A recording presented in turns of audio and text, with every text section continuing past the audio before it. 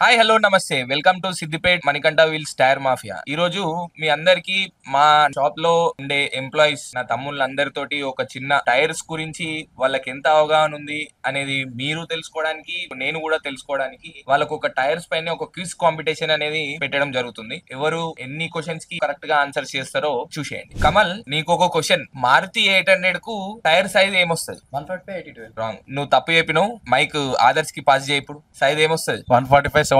Correct. MG hectare కి tyre size ఏమొస్తుంది? 215/55/18. Correct. MG hectare కి ఇంకొక సైజ్ కూడా వస్తుంది. మైక్ ఇప్పుడు చందుకు పాస్ చేయి. 215/65/17.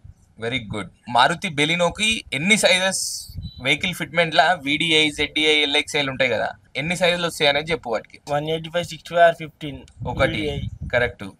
ZDI plus 195/55/16. కరెక్ట్.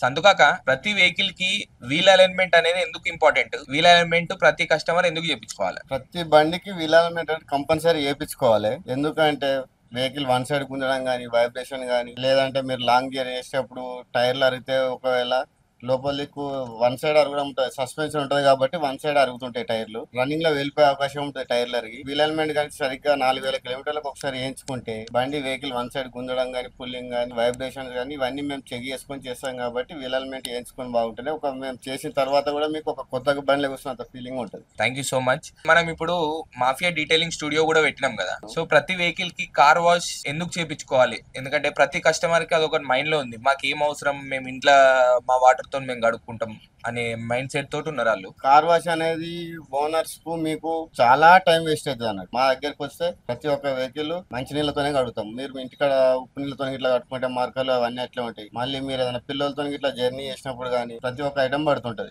దాంతో ఎలుకలు రావడం, వైర్లు కట్ అవడం. మా దగ్గరికి వస్తే మేము అవన్నీ చెక్ చేసి ఇంటీరియర్ కూడా చాలా నీట్ గా డిజైన్ చేసి జర్నీలో ఒక మనిషి అంతా కలిగేటట్టు చేసి పెడతాం. Thank you so much.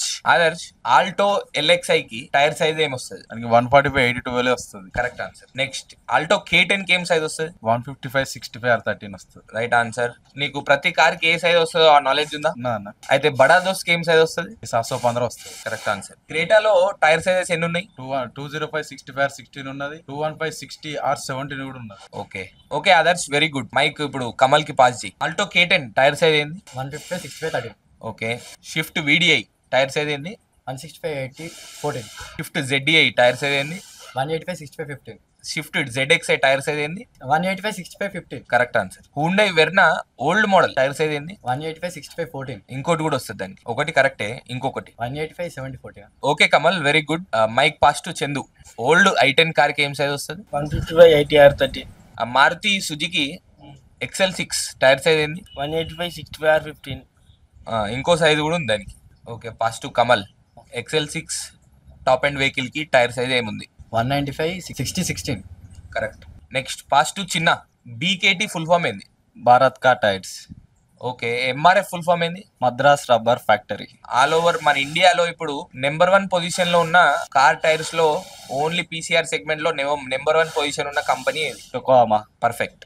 Multi segment tractor tyres అయినా, ట్రక్ టైర్స్ అయినా, బైక్ టైర్స్ అయినా ఫామ్ లోకి వస్తున్న కంపెనీ, బెస్ట్ కంపెనీ వారంటీ పరంగా, వాటి టైర్ లైఫ్ పరంగా ఏ కంపెనీ ఉంది? అపోలో. Very good. మా క్విజ్ కాంపిటీషన్ అయితే ఇంతతో ఆపేసాం. ప్రతి ఒక్కరు కూడా ఆన్సర్స్ పర్ఫెక్ట్ గా చేశారు. మా దగ్గర వర్క్ చేసే ప్రతి ఎంప్లాయ్ కి ఏ కార్ కి ఏ సైజెస్ వస్తాయి అనేది అవేర్నెస్ అయితే వాళ్ళకు ఉంది. వాళ్ళకి అన్ని మాక్సిమం 90-95% వాళ్ళకి తెలుసు. మీ వెహికల్ కి కరెక్ట్ సైజ్ టైర్ వేసుకోవాలన్నా, జెన్యూన్ టైర్ వేసుకోవాలన్నా చూస్ టైర్ మాఫియా.